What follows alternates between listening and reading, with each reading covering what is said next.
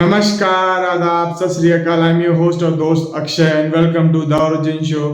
Knowledge starts here, brought to you by Epic Life SRA. Before we going to start this video, मेरी आपसे छोटी सी request है, आप please subscribe the button. जी हाँ, subscribe का button दिया रेड वाला, उसको सब्सक्राइब कीजिए, प्रेस कीजिए. फ्री ऑफ कॉस्ट है, डोंट वरी, इसमें कोई पैसा नहीं कटेगा. और बगल में दिया बेल आइकन घंटी, उसको दबाइए. इसलिए मैं कह रहा हूँ जब भी मैं कोई वीडियो डालूंगा आपके अपने YouTube channel epic life SRA पे आपको नोटिफिकेशन आ जाएगी. आज के जो एपिसोड बिल्कुल हटके होगा, ये किसी जॉब पे बात नहीं हो रही है. आज के जो एपिसोड होगा उसमें जो हमारे गेस्ट हैं उनका नाम है mister Pawan Kumar. Pawan Kumar sir has given more than 20 years as a service in Rashtriya Swayam Seva Sangh. इसमें हमने जाना कि कैसे Pawan Kumar ji as a social worker होके कैसे लोगों की हेल्प की, और जाना कि इंसानियत अभी भी जिंदा है हमारे बीच में. ये एपिसोड थोड़ा हटके है. मेरा मन था इस एपिसोड को लाने का ताकि आप लोग देखें, समझें और जानें कोविड-19 के दौरान में ऐसी कौन कौन सी बातें हुई जिसको देख के हम समझ सकें और आगे चल के अपनी ज़िंदगी में उसको कभी भूलें ना और उसको इम्प्लीमेंट भी करें. तो ये थोड़ा हटके है एपिसोड. आपसे रिक्वेस्ट है, आप प्लीज़ पूरा वीडियो देखिए, समझिए. अगर वीडियो पसंद भी आए तो लाइक कीजिएगा वीडियो को, ताकि जितना आप लाइक करेंगे उतना और लोगों तक ये वीडियो पहुंचेगी, वो उस वीडियो को समझ सकेंगे. और आपसे छोटी सी रिक्वेस्ट है, आप वीडियो लाइक भी करें, साथ साथ शेयर भी कीजिए ताकि लोगों तक पहुंचे, वो भी समझें इस वीडियो से इंसानियत के बारे में. Till then stay tuned, will be come back after a short intro.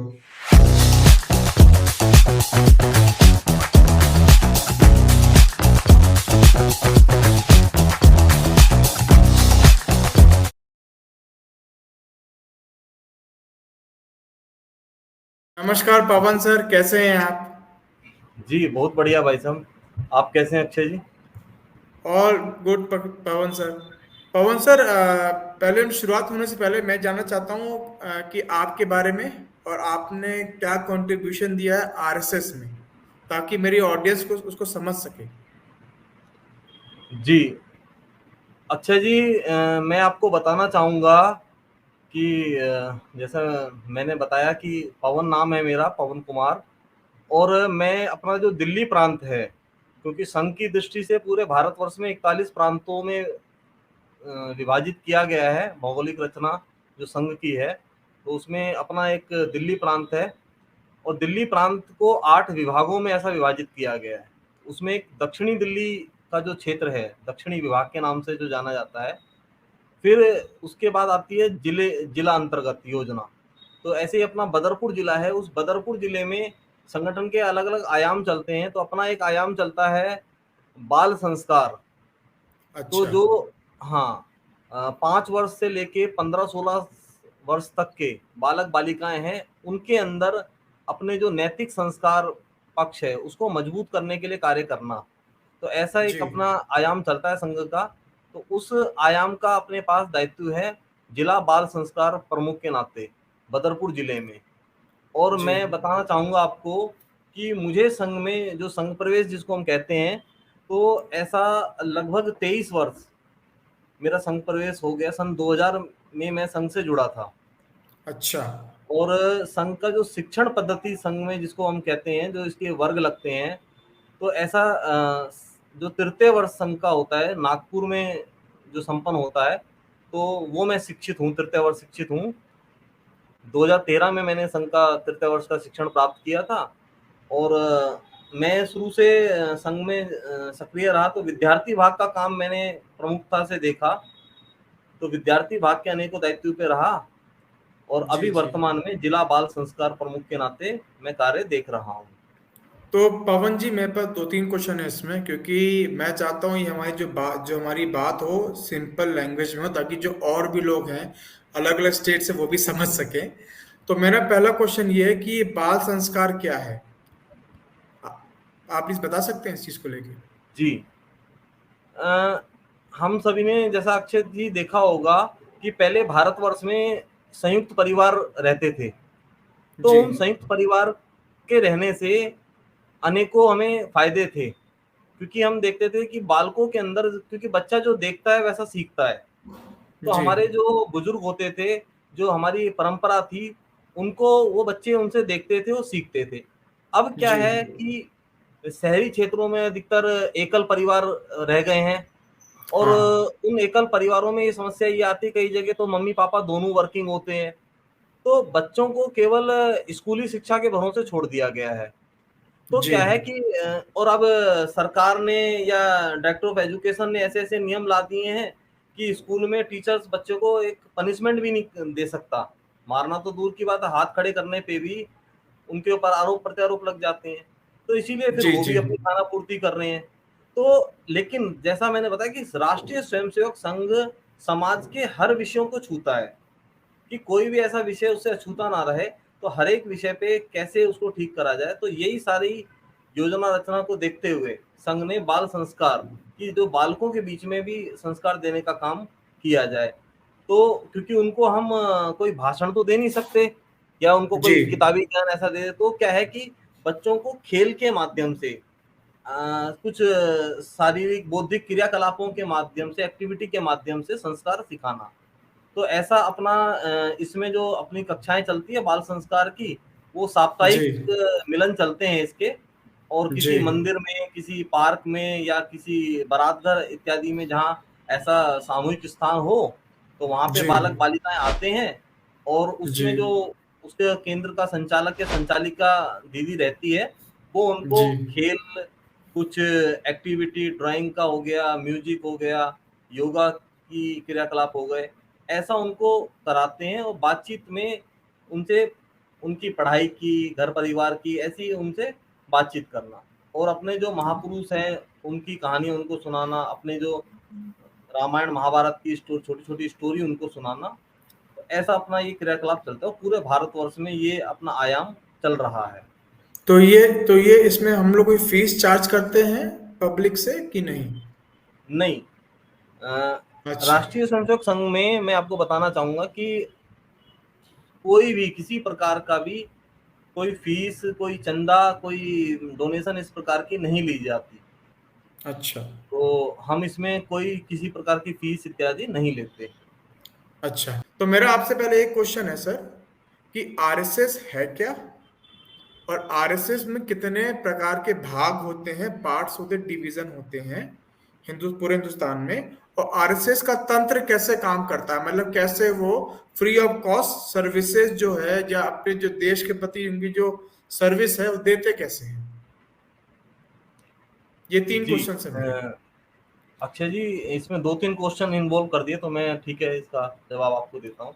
हाँ जी, हाँ जैसे जी, पहले आपने बताया कि आरएसएस क्या? जी, तो हम सभी जानते हैं अधिकांश राष्ट्रीय स्वयंसेवक संघ आज किसी परिचय का मोहताज नहीं है जी, क्योंकि आज की तारीख में हम कहते हैं ना कि संघ का एक ओहदा इतना एक विस्तृत रूप संघ ने ले लिया है कि जो मीडिया जगत है उसको भी आज उनकी मजबूरी पड़ता है उस चीज को दिखाना। अगर संघ के कोई अच्छा, कार्यक्रम होते हैं या पूज्य सरसंघ चालक जी कुछ स्टेटमेंट देते हैं, तो जी, ये ख्याति ऐसे ही संघ ने नहीं प्राप्त करी। तो मैं बताना जी, चाहूँगा कि जिस प्रकार से नींव की ईंट होती है, हाँ जो जी, दीवार के नीचे रहते हुए, अंधेरे में रहते जी, हुए और सारी दीवार का बोझ ऊपर ले लेती है। उसी प्रकार जी, से राष्ट्रीय स्वयंसेवक संघ की जब स्थापना हुई, तो जो भारतवर्ष में हम सभी जानते हैं कि उस समय देशी रियासतें थी, छोटे-छोटे निज़ाम होते थे और उनके हम्म, अलग-अलग छोटी-छोटी बातों को लेके मतभेद था। तो जी, 1857 में भी हम सब जानते हैं कि भारत में एक आज़ादी का आंदोलन लड़ा गया और हम लोग उसमें विफल रहे। उस विषय पे जी, मैं नहीं जाना चाहूँगा और उस जी, विफलता का जो प्रमुख रूप से कारण एक ध्यान में आया कि पूरे भारतवर्ष में एकता और अखंडता का अभाव था जी, और इस अभाव था, तो इस अभाव का फ़ायदा जो विदेशी हुकूमत थी उन्होंने उठाया और उन्होंने जी, उठाकर हम पे शासन किया।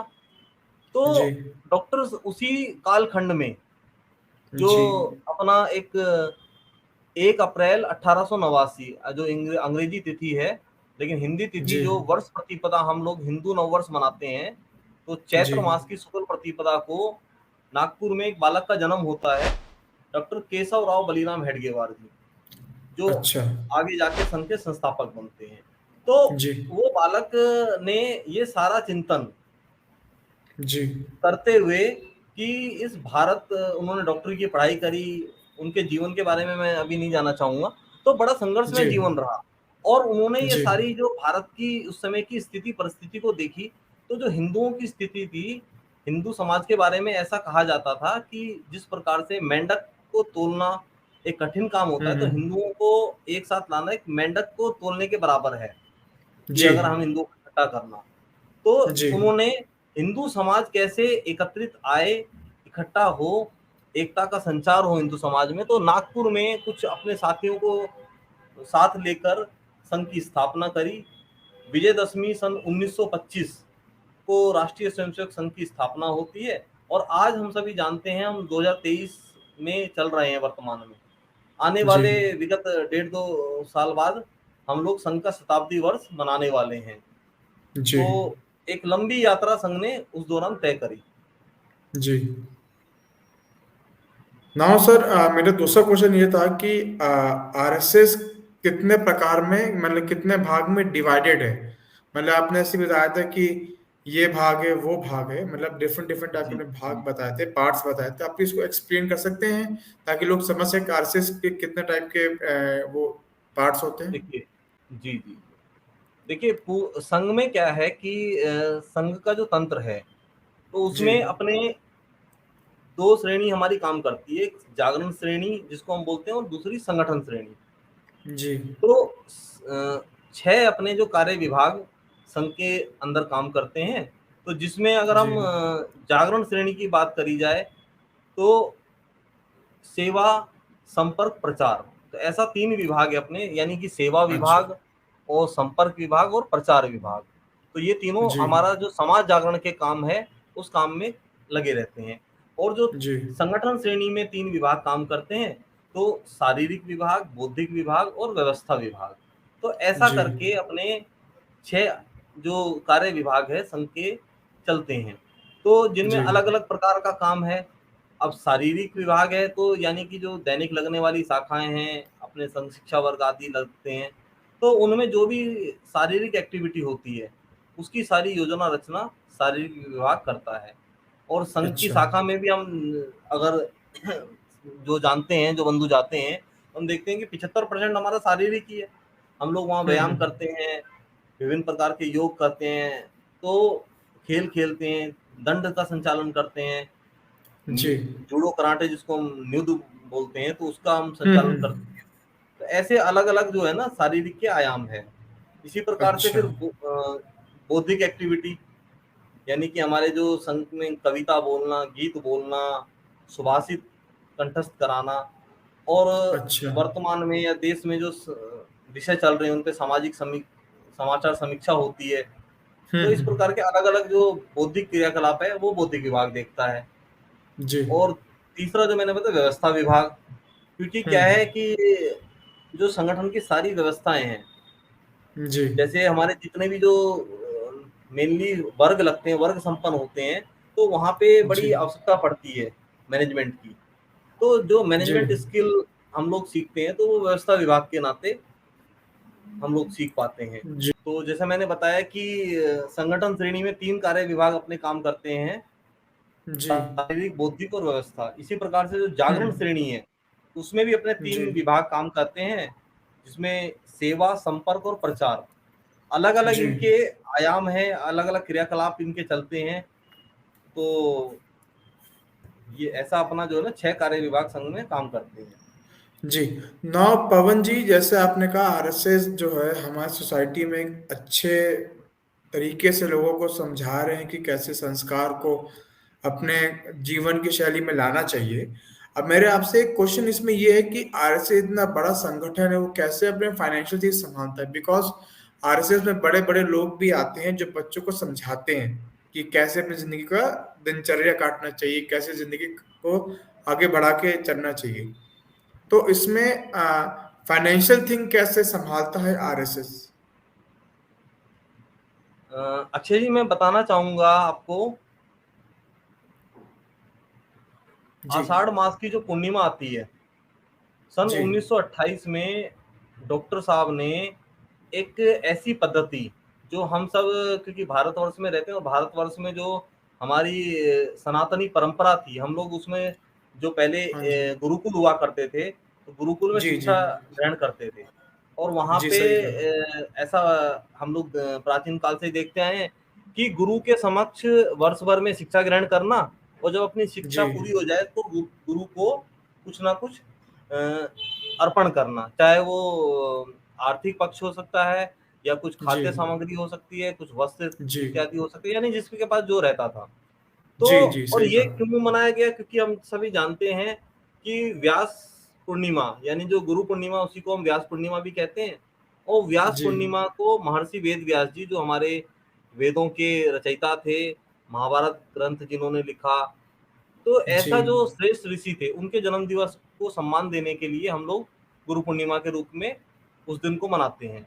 तो डॉक्टर सही साहब कहा। ने उस दिन को, कि संघ में भी, क्योंकि डॉक्टर साहब नागपुर में जब संघ शुरू किया, तो ये गुरुदक्षिणा की पद्धति शुरू में ही नहीं आ गई। 1925 में जैसा मैंने बताया संघ शुरू हुआ, लेकिन पहली जी। गुरुदक्षिणा जो संघ में हुई वो 1928 में हुई।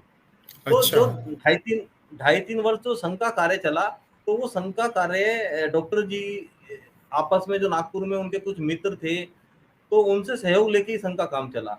लेकिन जी, जी। डॉक्टर साहब ने जब देखा, क्योंकि जो व्यक्ति अगर देता है तो उसकी कुछ अपेक्षाएं भी साथ में जुड़ी होती है। जी, जी। तो डॉक्टर साहब जब नागपुर में निकलते थे, तो अनेकों बार कुछ ऐसे उदाहरण सुनने को मिलते थे कि जिन्होंने, क्योंकि उस समय जो संघ के कार्यक्रम होते थे, तो डॉक्टर साहब किसी ना किसी से सहायता लेते थे, तो लोग जी। उनको मदद भी करते थे, उनका अच्छा प्रभाव था। जी। लेकिन वो मन में कहीं न कहीं कुछ ना कुछ हेतु संगठन से रखते थे।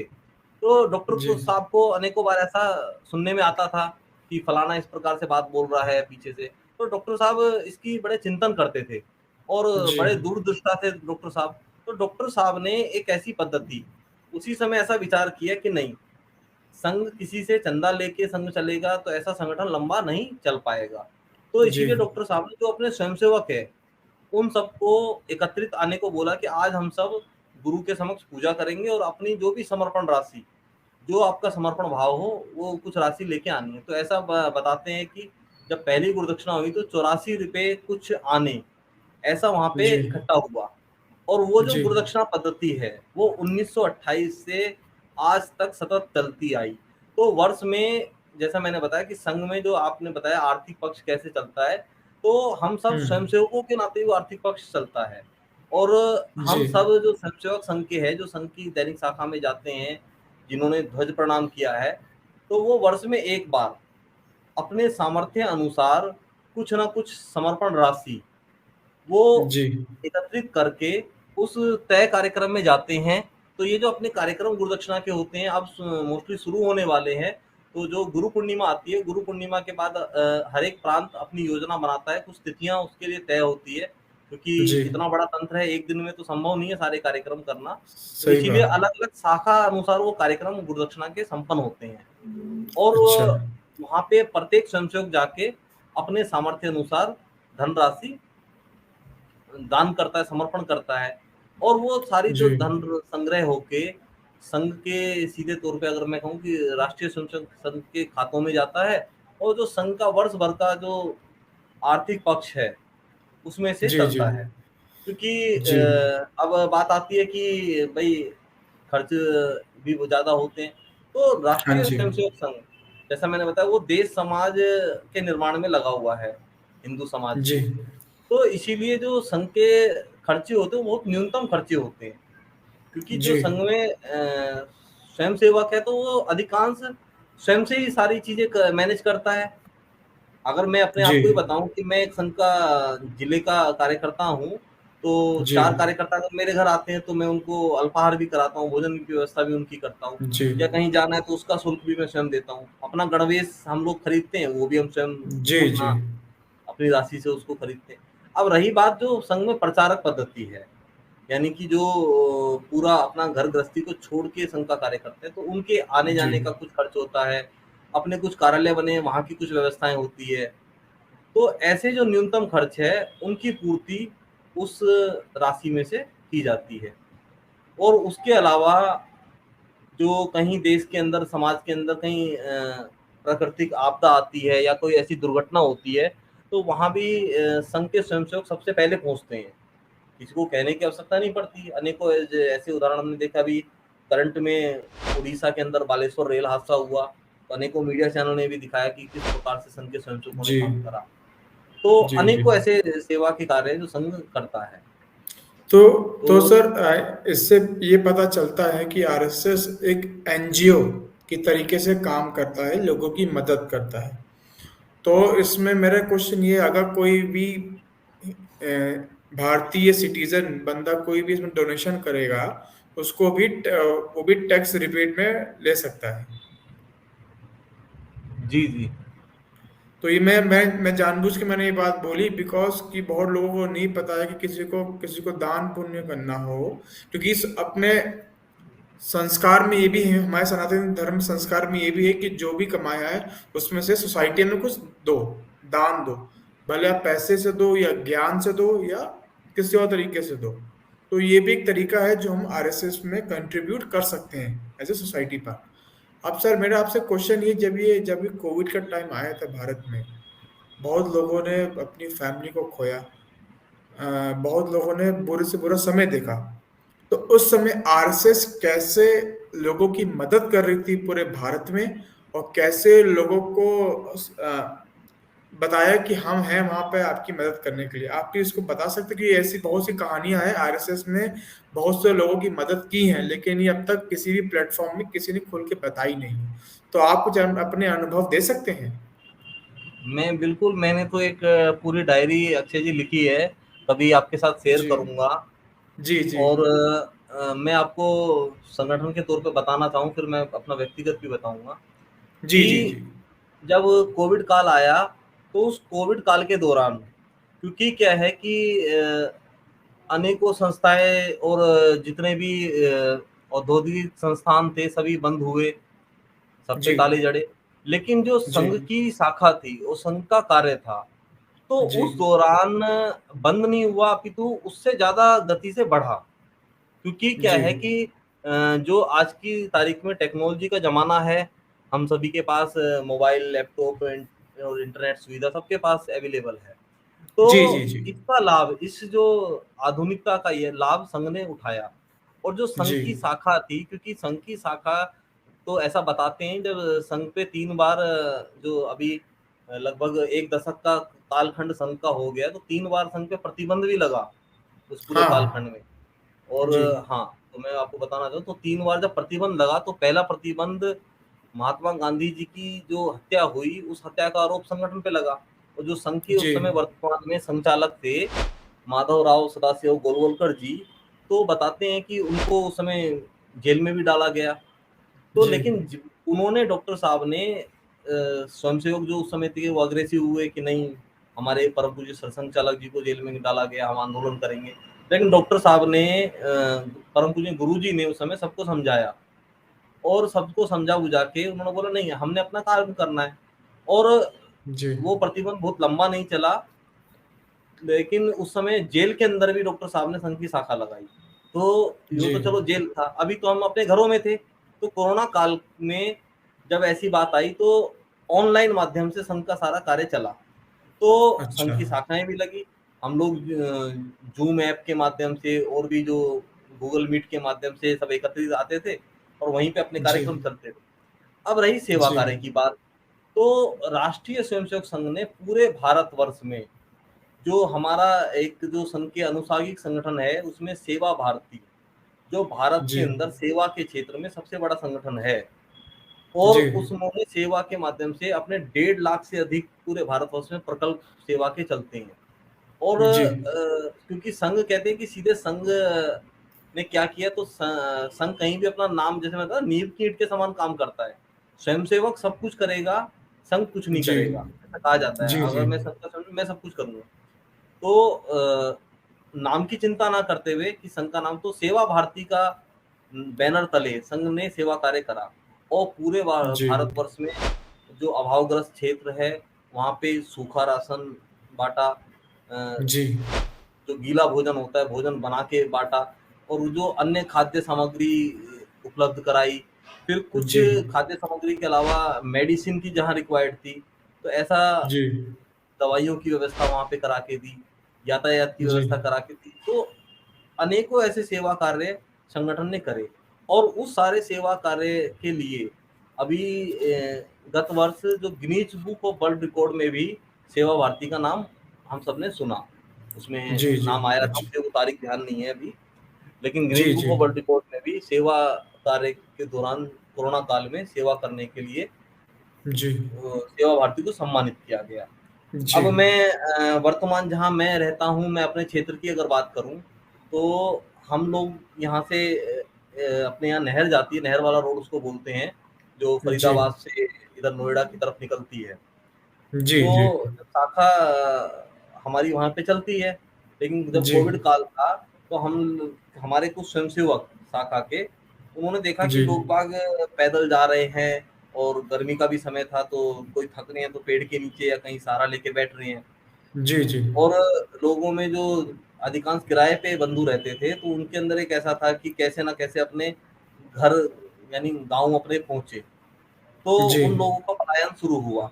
जब उनका पलायन, वहाँ से लोगों की एक भीड़ जत्था जाते हुए संघ के स्वयंसेवकों ने देखा, तो उन लोगों जी। ने शाखा के ही वो स्वयंसेवक इकट्ठे हुए, तो हमारे एक उसमें सोनू जी है, कन्हैया जी एक कार्यकर्ता है, हुँ, हुँ। जो है ना, जितेंद्र जी एक कार्यकर्ता है, मैं, तो जी। ऐसे सबने इकट्ठे हुए और अपने घर से कुछ खाद्य सामग्री जुटाई, क्योंकि हम सबके घरों में कुछ सूखा राशन रहता ही है। और उन्होंने वहाँ जी। स्वयं से खुद मतलब बर्तन लेके कुछ खिचड़ी की व्यवस्था वहाँ पे करी, और जी। वो किचन वहाँ उस दिन शुरू करी, क्योंकि मैं सामने था उस दिन वहाँ पे, जो मैंने देखा। जी। और उसके बाद पूरे लगभग मुझे जहाँ तक ध्यान में आता है, 2 महीने से ऊपर वो किचन कंटिन्यू चली। और पहले जी। दिन जहाँ हमने वहाँ 101 लोगों की व्यवस्था करी थी, और वहाँ पे जी। डेली लगभग 400 लोगों का खाना बना, और ओके। केवल किसी अन्य उसकी मदद से नहीं, अपने स्वयंसेवकों की मदद से। जी, तो जी। ऐसा जो भाव है, तो उनके अंदर संघ की शाखा से ही आया कि देश जी, समाज के लिए जी। कुछ करना। मैं आपको बताऊँ, मैं उस दौरान ही कोरोना काल में, क्योंकि अपना अपोलो हॉस्पिटल नज़दीक में पड़ता है, हाँ तो जी। वहाँ पे एक बहन जी थी, इंजीथिया जी जिनका नाम था, और वो जी। नॉर्थ ईस्ट से बिलॉन्ग करती थी। जी, जी। तो हाँ, अच्छे संपन्न परिवार से थी। तो वो बहन जी, क्योंकि अपोलो में इलाज कराना सबके बस की बात नहीं है, उनके जी, जी, पास सही अपोलो बात। हॉस्पिटल में उन्होंने इलाज करा थी, लेकिन उनको उस समय ब्लड की आवश्यकता पड़ी। तो उनके जी, जी। हस्बैंड को, सॉरी, तो उनके हस्बैंड एडमिट थे, और अभी वो लेकिन नहीं रहे, पीछे उनका ओह! देहांत हो गया था। तो उस जी। दौरान उन्होंने जो है ना संघ के बारे में बड़ा पढ़ा था, कि संघ जी, के जी। स्वयंसेवक किस प्रकार से मैगज़ीन वगैरह पढ़ती थी वो। तो उन्होंने वहाँ सेवा भारती की हेल्पलाइन पे कॉल करा। तो वो जी। कॉल कार्यालय से मेरे पास आई। तो जब जी, मेरे जी। पास कॉल आई, तो मैंने बोला ठीक है बहन जी, मैं वहाँ पहुँचता हूँ। तो अक्षय जी, मैं वहाँ पे अपने 2 मित्रों को और लेके हॉस्पिटल पहुँचा।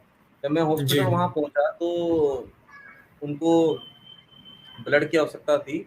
तो हम तीनों जनों का जी। जो हीमोग्लोबिन टेस्ट हुआ, तो एक मेरे मित्र थे, उनको थोड़ी प्रॉब्लम बताई, लेकिन हम, मैंने और एक अमित जी मेरे साथ थे कार्यकर्ता अपने स्वयंसेवक, जी। हम दोनों ने उनको ब्लड दिया।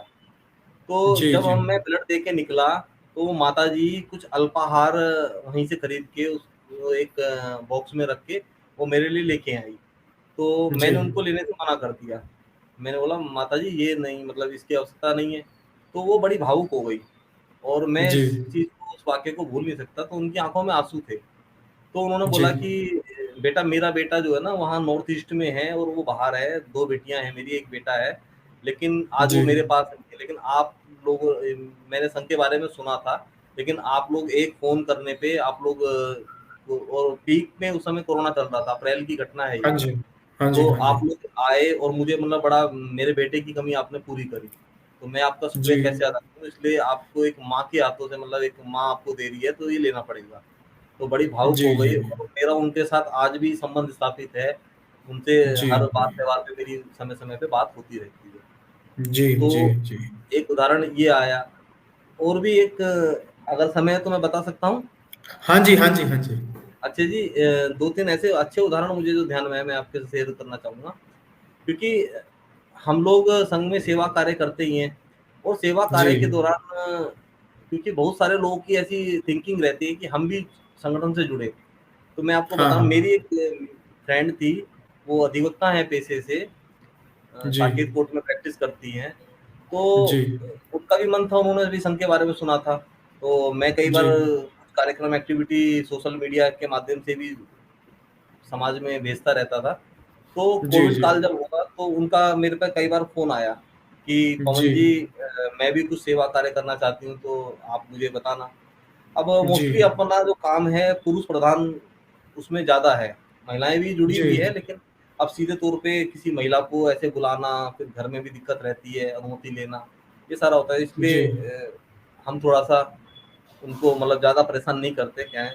लेकिन जी जब उनका बार-बार फ़ोन आया तो फिर मैंने उनको बोला कि बहन जी एक काम करो आप ना अपने गली मोहल्ल अपने क्षेत्र में देखो, भई हम लोग देश में क्या करेंगे वो तो बात की बात है, अपने अड़ोस-पड़ोस में कोई समाज भूखा ना रहे, कोई वंचित ना रहे जी किसी अ, चीज़ के, तो आप जी वहाँ जी देखो। तो उन्होंने बोला नहीं, नहीं मेरी गली में मेरे यहाँ तो सब सही है लेकिन आप मुझे बताओ और आप अगर जहाँ सेवा कार्य करते हैं मैं वहाँ करना चाहूँगी। ख़ैर जी तो मेरे पास एक सेवा भारती का उस समय हेल्पलाइन नंबर चल रहा था, तो एक जी किसी कार्यकर्ता ने वहाँ पे फ़ोन करा होगा, तो उनका फ़ोन घूम फिर के मेरे पास आया, तो मैंने उनसे पूछा, तो उन्होंने प्रमोद नाम अपना बताया कि मैं प्रमोद बोल रहा हूँ। मैंने प्रमोद जी बताइए, तो उन्होंने बताया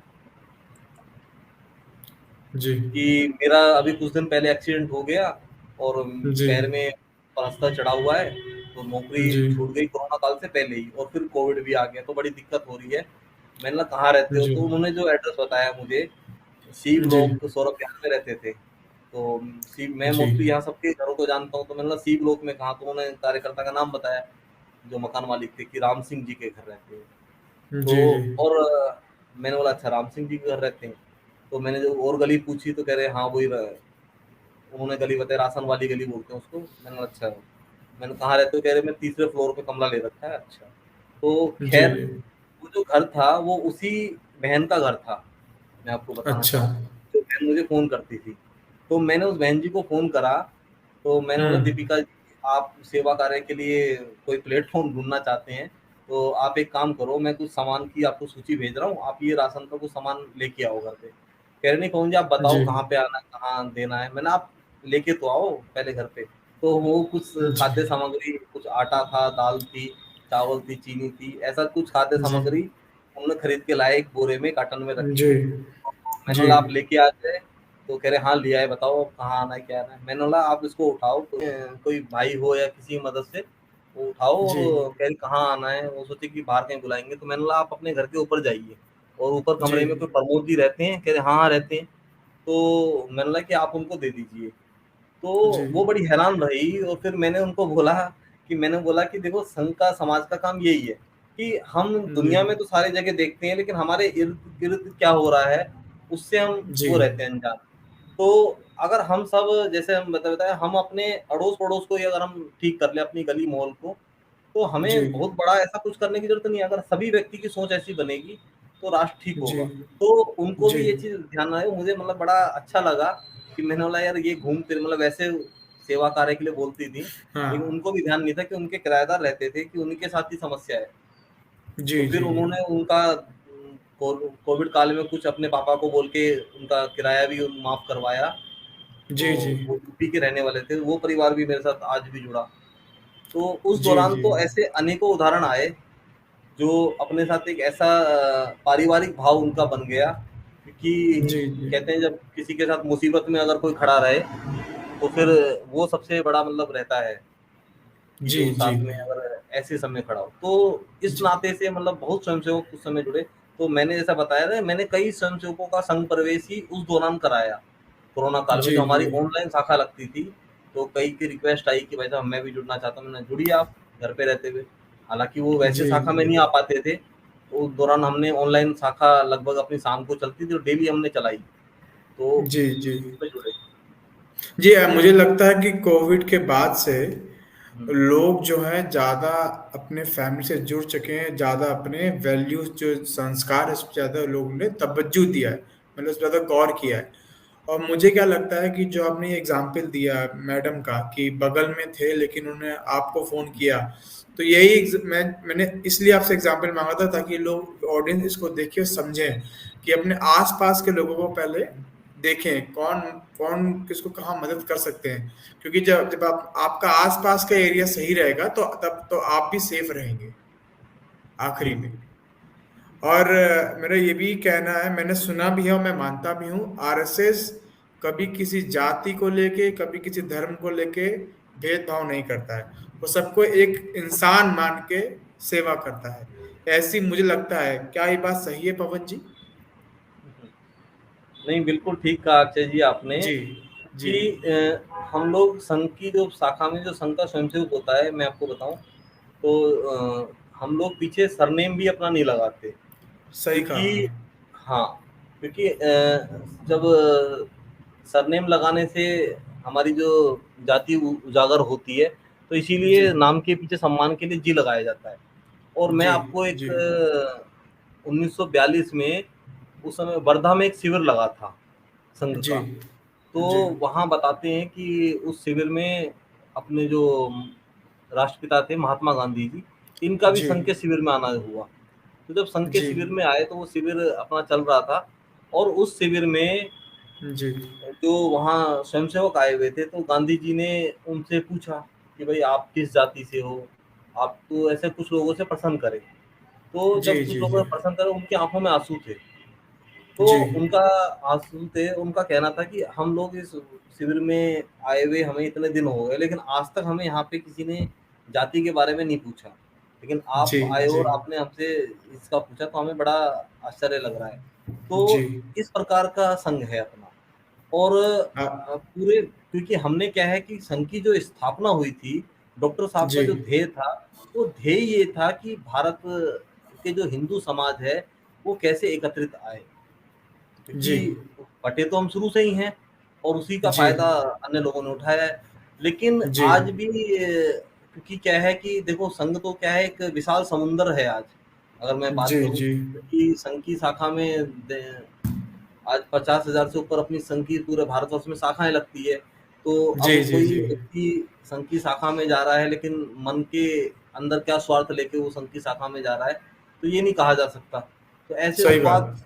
कई व्यक्ति ऐसे सामने आते हैं, लेकिन जो संघ जी का ध्येय है, वो विशुद्ध रूप से हिंदू समाज का संगठन करना और जी भारत माता की जय करना। इसके अलावा अन्य कोई बात नहीं है। जी सही कहा आपने। अब सर मेरा आपसे क्वेश्चन ये था कि जिस प्रकार से आजकल की जो जेंजी में बोल रहे हैं, मतलब जो आजकल जो बच्चे जो हैं, और जो सोसाइटी में रील्स बनाते हैं इंस्टाग्राम पे, या डांस वांस करते हैं, या कुछ भी करते हैं, अपना समय का व्यर्थ करते हैं, तो आरएसएस उस चीज को सुधारने में, या उस चीज को मतलब लोगों को जागरूकता फैलाने में क्या कार्य कर रही है, और क्या फ्यूचर है आरएसएस का हिंदुस्तान के संस्कार को बिल्ड करने के लिए बच्चों में? जी, अक्षय जी, आपने जो प्रश्न किया, ये बहुत ज़्यादा ज़रूरी है आज की तारीख में, क्योंकि जो जी वर्तमान जो भारत है, कहते हैं कि जिस ओर ज़मानी चलती है, उस ओर ज़माना चलता है। जी तो सही जो कहा। भारत का फ्यूचर है, जो हमारी जो पीढ़ी है, जैसा मैंने बताया कि अगर जो पढ़ाई-लिखाई है, उससे बढ़ के मैं कोई चीज़ को मानता हूँ, तो वो है समझदारी और संस्कार। अगर जिस व्यक्ति के अंदर, जिस छात्र के अंदर समझ नहीं है, संस्कार पक्ष नहीं है, तो वो शून्य है, चाहे वो कितनी भी पढ़ाई कर ले। केवल किताबी ज्ञान से सब कुछ अर्जित हो जाना, ऐसा गलत है। और जी ये हम सब, अगर हम पुरातन काल में जब जाएँ, तो हम देखते हैं जो रावण थे, अगर हम अपनी रामायण का ज़िक्र करें, तो जो रावण थे, वो बड़े विद्वान थे, महाज्ञानी थे। ठीक है? और चारों वेद का, पुराणों का उनको कंठस्थ थे, मुँह ज़बानी वो याद करते थे। तो एक समय अगर तुलना करी जाए, तो एक अच्छे विद्यार्थी उस कालखंड के वो थे। और उसी सारे उनके अच्छे विद्या को लेके, जो उस समय के देवता थे, उन्होंने उनको शक्तियाँ दे रखी थी। जैसे आज भी हम, कोई अच्छा विद्यार्थी होता है, तो उसको प्रसन्न होके बहुत सारे ट्रॉफ़ी या उसको सर्टिफ़िकेट वो देते हैं। तो उस समय ऐसी-ऐसी रावण ने शक्तियाँ अर्जित कर रखी थी, कि अगर वो चाहते तो उसका वध भी नहीं होता। ठीक है? जी लेकिन क्या है कि उन्होंने क्या किया, पराई स्त्री का हरण करके लाए, और फिर जी पूरा अपनी लंका सहित सर्वनाश हुआ। तो जी वर्तमान में भी यही है।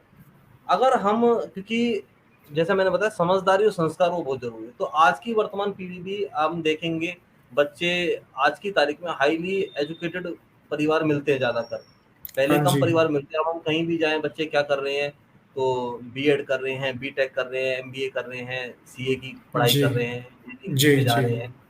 लेकिन क्या है कि जो नैतिकता वाला पक्ष है, अगर हम आज की तारीख में अखबार खोल के देखें या हुँ। मीडिया चैनल जब हम न्यूज़ चैनल देखते हैं, तो जी। उसमें 80% जो खबरें रहती हैं, वो किस प्रकार की घटनाएँ रहती हैं, हम सबको पता है। जी, दुराचार की जी। घटनाएँ, क्राइम की घटनाएँ, इस जी, प्रकार की जी। घटनाएँ से वो चीज़ भरी रहती है। और जी। उसके पीछे, क्योंकि पहले तो क्राइम करके लोग बाग बच जाते थे, लेकिन आज की तारीख जी। में आधुनिकता का जो इतने साधन हमारे हो गए, जो हमारे गैजेट्स है, इतने मोबाइल फ़ोन है, जी। कैमरे है, तो उससे व्यक्ति कहीं न कहीं पकड़ में भी आ जाता है। आप क्राइम जी, जी। करके बच नहीं। तो जो मैं हैरान हूँ इस चीज़ के पीछे, क्योंकि जो आज की तारीख में जो समाज उसके में सामने आता है, तो वो कोई अनपढ़ जी। समाज या ऐसा समाज नहीं आता सामने, अच्छा पढ़ा-लिखा समाज सामने आ रहा है। जी। छोटी-छोटी चीज़ों के लिए, मौज-मस्ती के लिए मर्डर कर देना एक आम बात हो गई, जी। जी, ठीक जी। है? किसी को उठा के किडनैपिंग कर लेनी कि मैंने गर्लफ्रेंड को घुमाना था, पैसे चाहिए उसके लिए, ऐसी घटनाएँ आती है। अनेकों प्रकार की जी। इस प्रकार की घटनाएँ समाज में आ रही है। अब क्या जी। है कि किसी के माँ-बाप या कोई ऐसा शिक्षा तो ये चीज़ सिखाती नहीं है, जी। ठीक है? लेकिन वो सोसाइटी को देख के ही ये चीज़ सीखते हैं।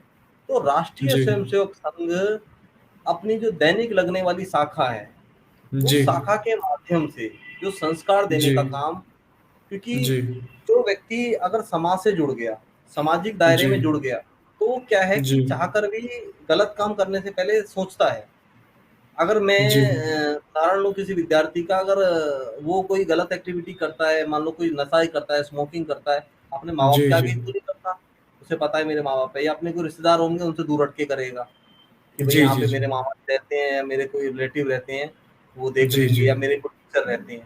तो जी, जी। बचता है वो। सामान्य ध्यान में आता है। जी। क्यों बचता है? जी, क्योंकि जी। उसको डर है।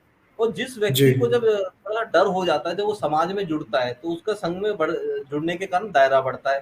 भाई संघ की शाखा में अनेकों लोग आते हैं, तो सब लोग जी। उसको जानने लगते हैं, पहचानने लगते हैं, सब घर आने लगते हैं। तो जी। फिर क्या है, उसका सामाजिक दायरा बढ़ता है, तो ऑटोमैटिकली वो व्यक्ति बुराई से दूर होता है।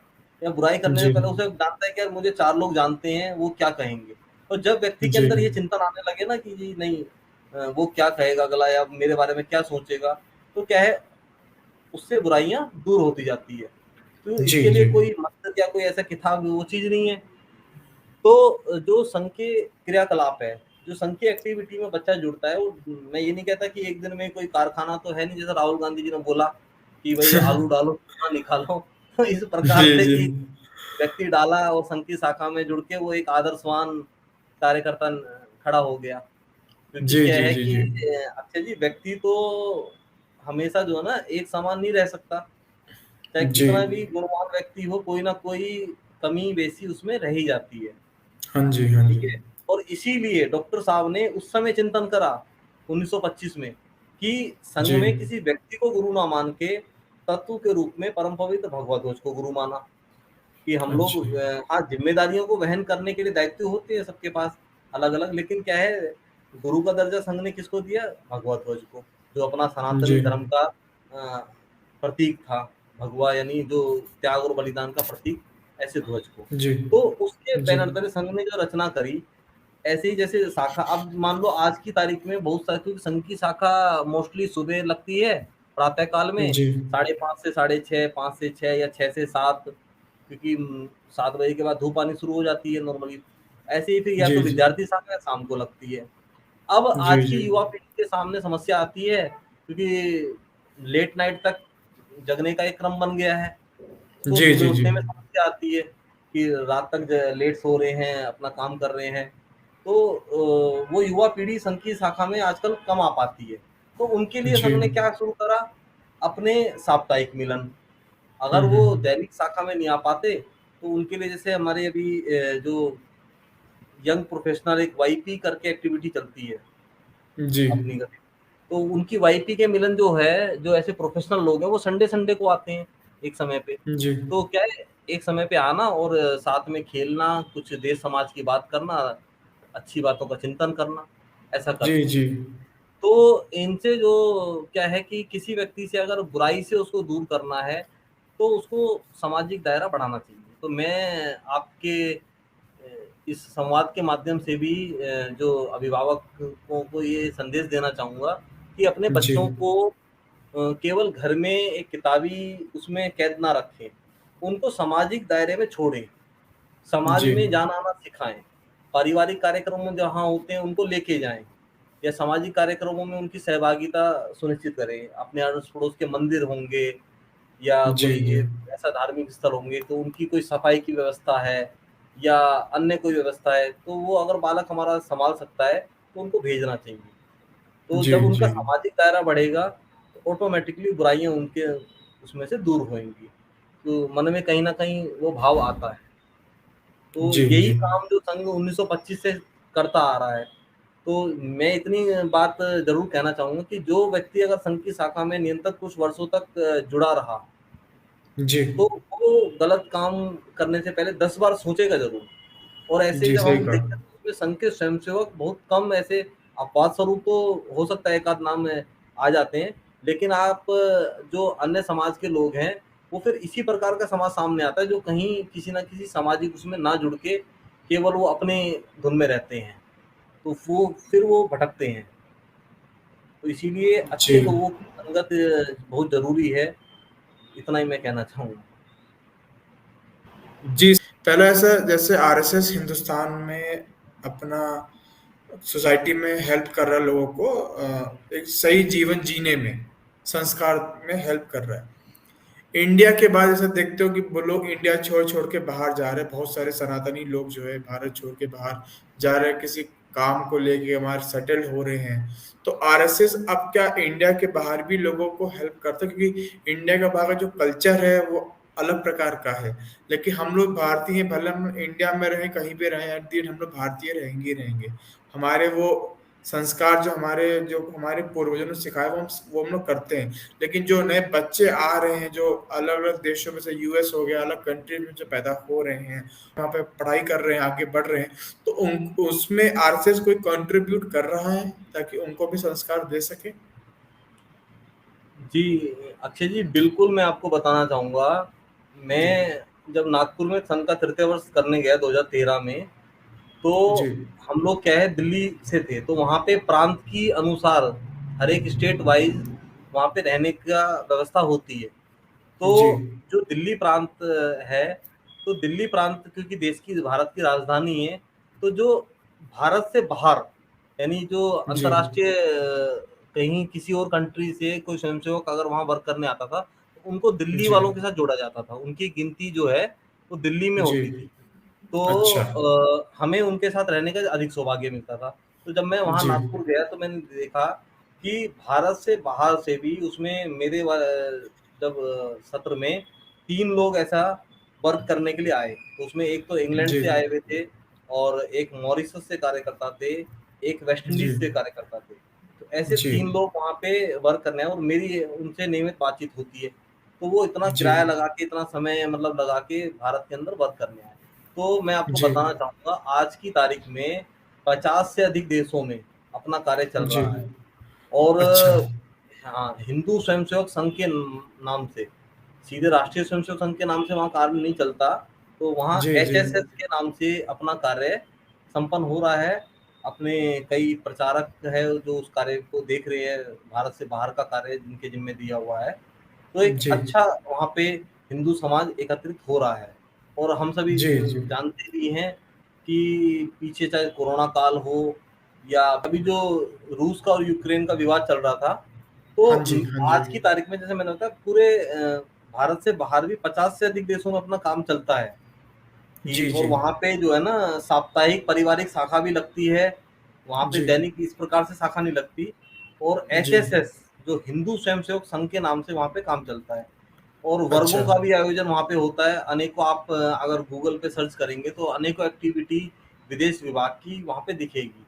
जो यूक्रेन जी, वाला जी, मैं विषय बता रहा था कि चाहे कोरोना काल में हमारे जो भारत के बच्चे हों या भारतीय नागरिक जो फँसे हुए थे या जी, अभी जो यूक्रेन के साथ वो हुआ, तो जी, भारत में जो भारत की आज की वर्तमान लोकतांत्रिक व्यवस्था में मोदी जी जी, द्वारा मतलब उन छात्रों को सकुशल भारत लाया गया। और वहाँ जी पे जी उसमें अपना जो विदेश विभाग में संगठन का काम चलता है, उनका भी उसमें योगदान रहा।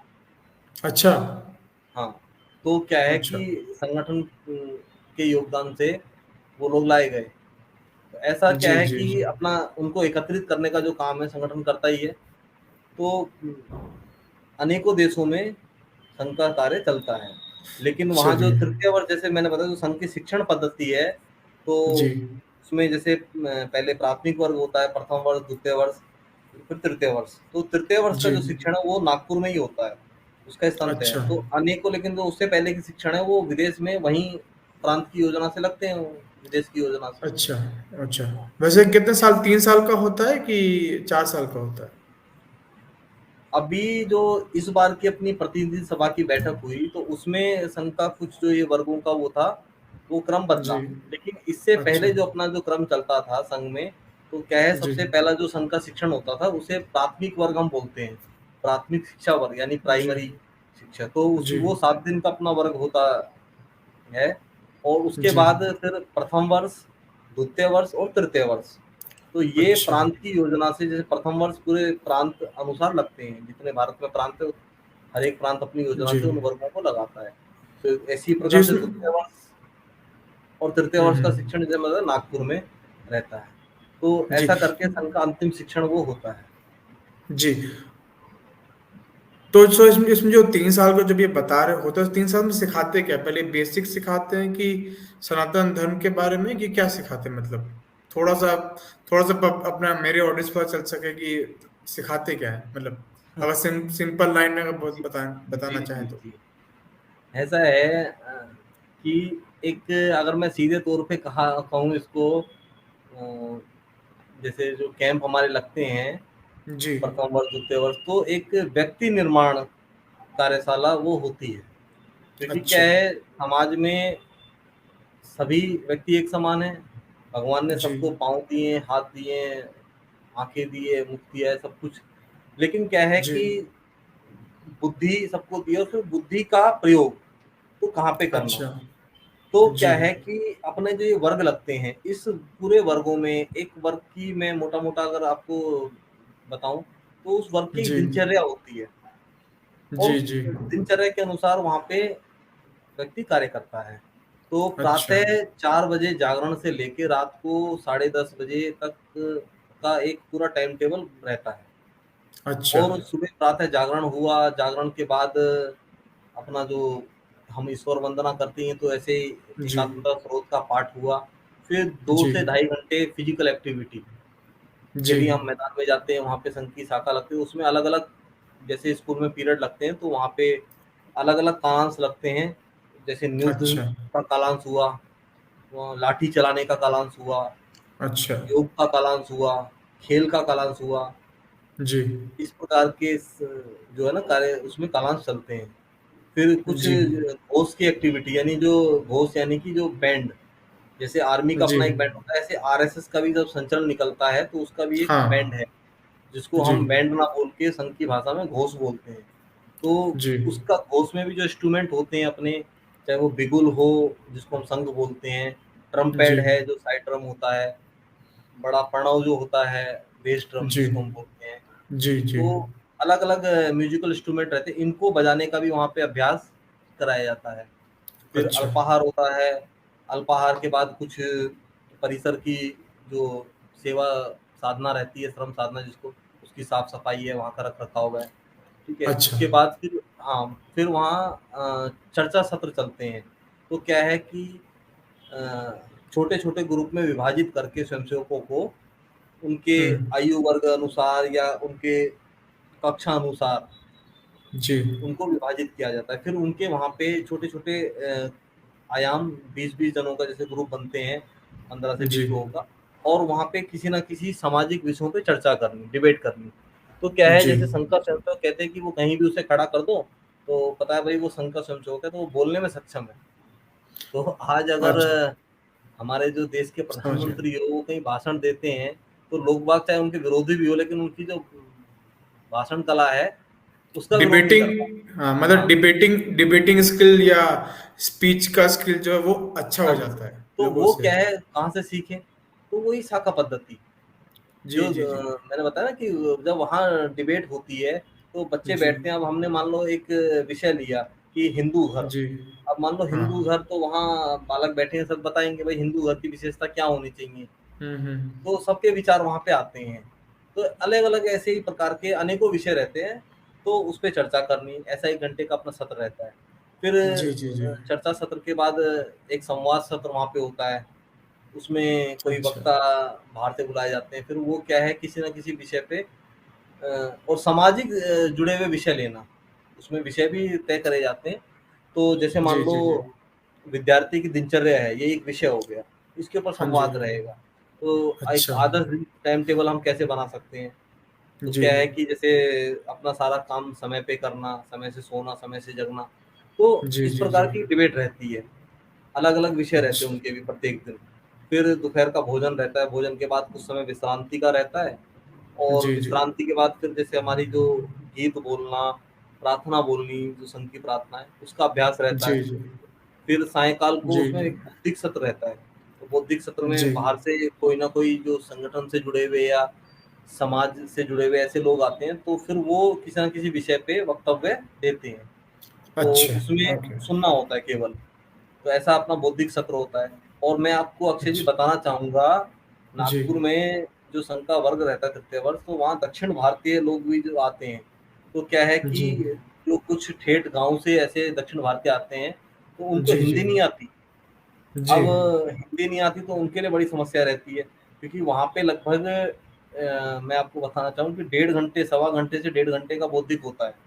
यानी अच्छा। आपको सीधे बैठ के लगभग डेढ़ से 2 पौने 2 घंटे तक किसी का भाषण सुनना है, उनके वक्तव्य सुनना है। अब अच्छा। और मैं उसको सुन रहा हूँ, मुझे समझ में भी ना आए, तो बड़ी विडंबना हुँ, है। हुँ। तो जो हुँ, दक्षिण हुँ, भारतीय हुँ। लोग रहते हैं, आप कल्पना करोगे कि उनको एक शब्द समझ में नहीं आता, कि वो जी, जी, सारे जी। हिंदी में वक्तव्य अपने रहते हैं। अब उनको जी। समझ में नहीं आता, लेकिन उनका अनुशासन तब भी देखने लो, वो सीधे बैठ के उसको सुनते रहते हैं। जी, जी। और उसके बाद जो उनके वहाँ के प्रमुख रहते हैं, प्रांत प्रमुख, फिर वो उसको ट्रांसलेट करके, तो उनके लिए डबल मतलब एक क्लास हो जाती है। अगर हम किसी अच्छा। विद्यार्थी को बोले कि भई हम उसको पढ़ा रहे हैं, आप मेरे से जी, बात करो, जी, जी। मुझे कुछ समझ में नहीं आ रहा आपकी बात, मैं केवल बैठा हूँ, तो ये मेरा अनुशासन है। जी। लेकिन जी, जी, फिर जी। अन्य कोई तीसरा व्यक्ति आपकी सारी बातों को मुझे ट्रांसलेट करके बताए, तो जी, इतना जी। अनुशासन देखने को मिलता है वहाँ पे। तो ऐसा करके बौद्धिक हाँ। सत्र होता है। फिर शाम की जो अपनी 1 घंटे की शाखा रहती है, तो उसमें जो शाखा लगाने की आज्ञाएँ हैं या अपनी जो परेड है, समता जिसको हम बोलते हैं संचलन, जी, उसका जी, जी। अभ्यास ऐसा 1 घंटे का अपना रहता है। कुछ खेल की एक्टिविटी भी उसमें रहती है। जी, जी, फिर जी। रात्रि का भोजन रहता है और उसके बाद 1 घंटे का अपना रात्रि कार्यक्रम, जो थोड़ा-सा आनंदमय कार्यक्रम रहता है या जिसको हम आनंद अच्छा। सभा कह सकते हैं। तो उसमें कई बार प्रश्नोत्तरी हो गई, अंताक्षरी के कार्यक्रम हो गए, प्रतिभा प्रदर्शन हो गई कि आपके अंदर हुँ, कोई हुँ। प्रतिभा है तो उसको दिखाइए। तो कभी अ, बाल संसद हो गई, इस प्रकार से हाँ। अलग-अलग एक्टिविटी रहते हैं। कभी कोई अच्छे चलचित्र वहाँ पे दिखाए जाते हैं महापुरुषों से रिलेटेड, जो चलचित्र सामान्यतः हमें घरों में देखने को नहीं मिलते। तो जी, ऐसी जी, जी, कुछ जी। हाँ, कुछ सही। वो रहती है। तो ऐसा करके फिर रात्रि प्रार्थना के साथ सोने का रहता है क्रम। तो और इस सारे व्यवस्था में जो गैजेट्स अपने रहते हैं, मोबाइल फ़ोन है, लैपटॉप है, इन सब से दूर।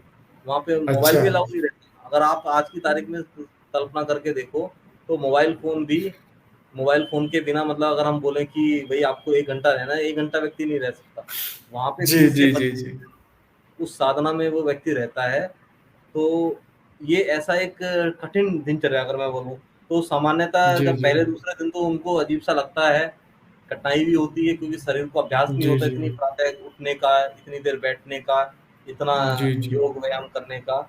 लेकिन सामान्यतः जी, जब जी। अंत में जाते-जाते शिक्षार्थी की ये स्थिति रहती है कि वो अंत में रोता है, आँखों में आँसू हुँ, होते हैं हुँ। उसके और मतलब एक क्योंकि एक ऐसा वातावरण वहाँ बन जाता है, एक ऐसा भाव निर्माण उसका होता है कि वो वहाँ की जी, जी। रज़ को वहाँ की अपने माथे पे लगा के आता है, कि नहीं, मैंने यहाँ जी, पे जी। शिक्षा ग्रहण करी और मैं इसका जो इस शिक्षा का आगे समाज में उपयोग क्या कर सकता हूँ, ऐसा एक जी, जी। भाव।